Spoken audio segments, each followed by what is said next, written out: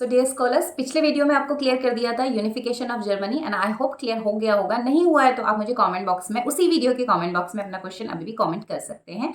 अभी इस वीडियो में हम डिस्कस करने वाले हैं यूनिफिकेशन ऑफ इटली। तो यूनिफिकेशन ऑफ इटली भी सेम प्रोसीजर था। सेम इसलिए कह रहे हैं क्योंकि वहां भी इनिशिएटिव मोनार्क की तरफ से गया था, यानी रेवोल्यूशनरीज तो काम कर ही रहे थे नेशन स्टेट के फॉर्म में इटली को यूनिफाई करने के लिए, लेकिन अभी मोनार्क ने सेम एफर्ट्स किया था। तो वही कुछ कुछ कहानी मिलती हुई है जर्मन यूनिफिकेशन की तरह।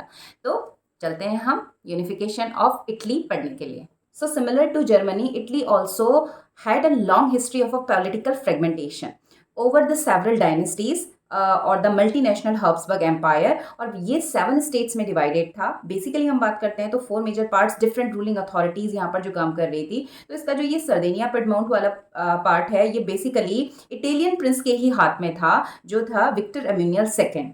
एक्चुअली यही इटालियन प्रिंस था और इसी ने एफर्ट्स किया था बाकी पूरी इटली को यूनिफाई करने के लिए। ठीक है, इसके अलावा जो नॉर्थ वाला पोर्शन था that was under the Austrian Habsburg empire. Centre area was ruled by the pope और the southern region was under the dominions of the Bourbon king of Spain.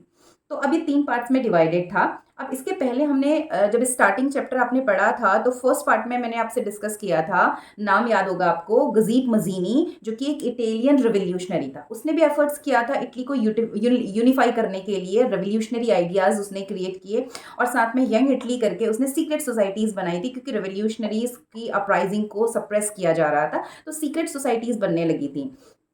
तो अभी वो तो फेल हो गया, वो सक्सेसफुल हो नहीं पाया था इटली को यूनिफाई करने में। अभी जो ये जिम्मा है ये किसने ले लिया था? इटालियन प्रिंस, जिसका नाम था the king Victor Emmanuel second.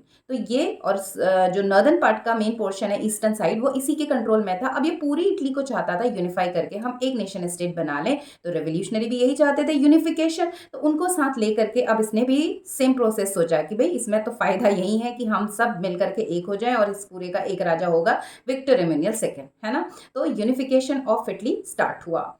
So now after that, अब इसके लिए ये रिस्पॉन्सिबिलिटी मिली, जर्मनी में हमने पढ़ा था ऑटो वन बिस्मार्क, और इटली के केस में चीफ मिनिस्टर कैवियोर को ये ड्यूटी दी गई। ठीक है, विक्टर एम्यूनियल ने अपने चीफ मिनिस्टर कैवियोर को ये ड्यूटी दे दी कि आपको भाई इटली को यूनिफाई करना है।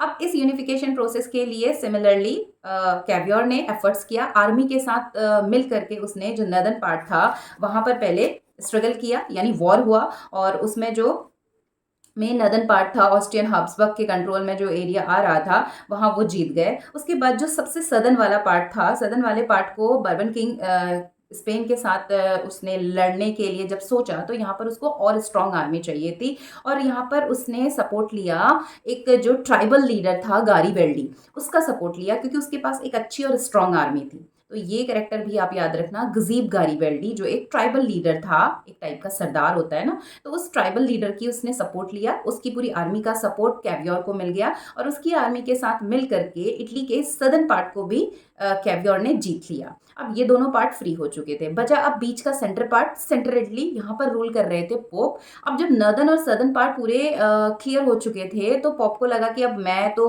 ज़्यादा पावर है नहीं मेरे पास, तो वो डर के वैसे ही भाग गया, उसने खुद ही सरेंडर कर दिया।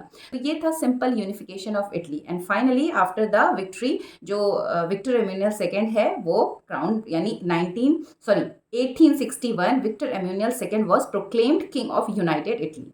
ठीक है, यूनिफाइड हो गया और इसके बाद वहां का राजा कौन बन गया? पूरा का पूरा इटली, ये पूरा इटली किसके कंट्रोल में आ गया?